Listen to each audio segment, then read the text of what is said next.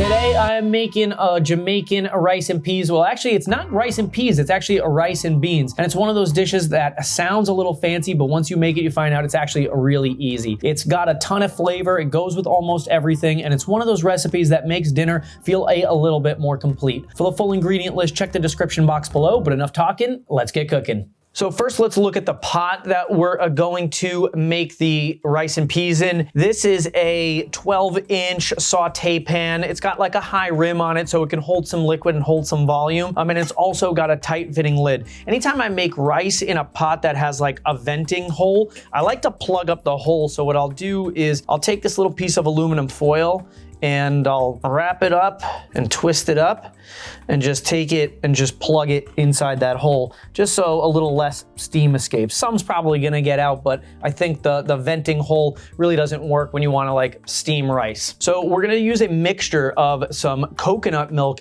Here I'm choosing to use the light version of coconut milk because light coconut milk is like 1/3 of the calories of full blast coconut milk. And you can use regular coconut milk because every time I use like a lower fat or lower calorie version of something, invariably people in the comment section are like, no, you need to use the full fat version, it's healthier, it's better, or whatever it is. I'll use what I want, you use what you want. If you want to use the full fat version, go right ahead. You know, it's January, I'm trying to cut my calories a little bit, so I feel like using this is a good swap where it doesn't detract away too much flavor. And then we're gonna use some low sodium chicken broth for the rest of the liquid in here. You can see here, oh, actually, this is gonna be completely solid because it's a little colder than I thought. So coconut milk, because of the saturated fat content, it gets a little solid. So let's scrape this out. There we go. So the cream separates from the water. Make sure we're gonna get all that stuff that's inside the can. And now we're gonna use 1.25 cups of this low sodium chicken broth. So now we only really need to prep 2 things. So first we're gonna take these scallions or green onions, whatever you wanna call them, and we're gonna cut them right where the white meets the green. We're gonna reserve the greens, we're gonna chop those up separate. But now I'm gonna take these, I like to trim off the roots because no matter how much you wash them, the roots always still get a little dirt in there. And we're gonna take these and we're gonna put them right inside of our liquid. The greens we're gonna use as a garnish. So what I'm gonna do is I'm gonna chop these nice and fine while I got my cutting board and my knife out. And now we're gonna prep this 2 garlic cloves. So the garlic's not actually gonna make it in the final dish. So what I'm gonna do is I'm gonna peel the garlic, and either with my knife, I can just give it a crush, and we'll throw that in there. That kind of split into 2 chunks. Or you could just use your hand and just give that a smash. Now for herbs, we're gonna throw in some fresh thyme and 2 bay leaves. To balance the fat of the coconut milk, we want to put like a little sweetness in there. So here I'm going to use just a spoonful of honey. You can use sugar too, but I tend to use honey when I can sweeten things without the use of sugar, without changing the flavor too much, because honey and sugar don't have the same flavor. Honey kind of adds like a little bit of flavor, where sugar just tends to add sweetness. Here I find that I can add honey and it really doesn't affect the flavor of the end dish too much. And now we're gonna add a spice that you see in a lot of Jamaican dishes. This is gonna be some ground allspice berries. You just need a little bit of this stuff because it's super potent. Maybe a 1/4 teaspoon, pinch of salt, and some fresh ground black pepper. I'm gonna put the cover on, we're gonna head over to the stove. I'm gonna put this on a low heat because I wanna bring it up to a boil slowly because you don't wanna overboil it or boil it too aggressively. And then we're gonna add our beans and our rice. While that's coming up to a boil, let me show you the rice. So here we're gonna use just a regular white long grain rice. This is typically what you would see in Jamaican cooking. I would not use like a basmati or a jasmine rice. Those rices are just like a little too soft for a dish like this, where this rice, the grains are a little bit more durable when they're cooked, so you can really like fluff it and you can add to it without it getting like overly sticky.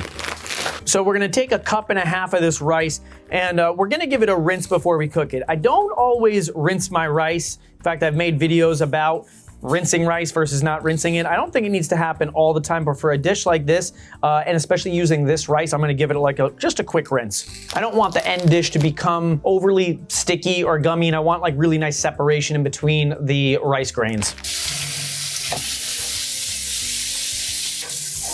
And I'm not gonna go crazy rinsing it and washing it. I'm just gonna give it just a quick rinse just so we can take off some of the starch powder that's on the outside of this rice. Now for the peas portion of this, so Jamaican rice and peas isn't really peas, it's beans, and it's red kidney beans. But they say peas because I guess in Jamaican patois, they say beans and peas interchangeably. Really, traditionally for this recipe is these light red kidney beans. You could start from dried, but usually when I'm making dinner, in order to work with dried beans, you gotta have a little time. Here I'm trying to get the dish done fast and on the table, so we're gonna go with the canned version, but if you wanna use dried, feel free to go ahead and do that. And these beans are already pre-cooked, so we just gotta get them out of the can and give them a rinse.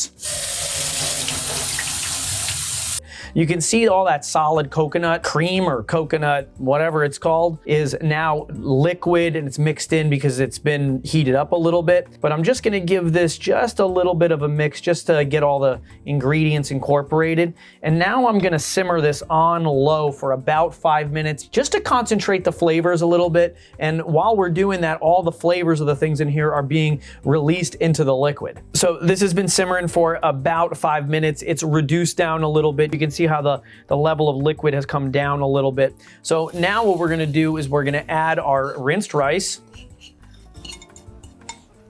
and our beans.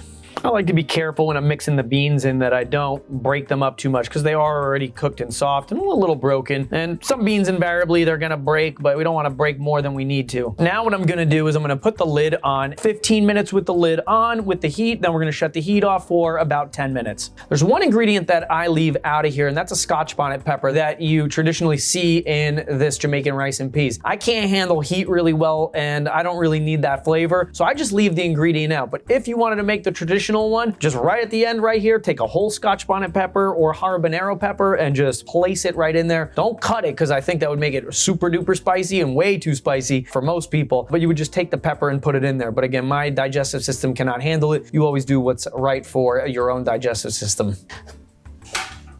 So now I'm gonna leave this covered off the heat for about 10 more minutes to let the rice steam and fluff and let the temperature come down. When you're making rice, always add that 10 minutes at the end where you just leave it off the heat with the cover on, and that's really what makes a really well textured rice because it allows all the steam inside to resorb and let that temperature come down a little bit. So let's take the lid off this in about 10 minutes. So after about 10 minutes, we'll take the lid off.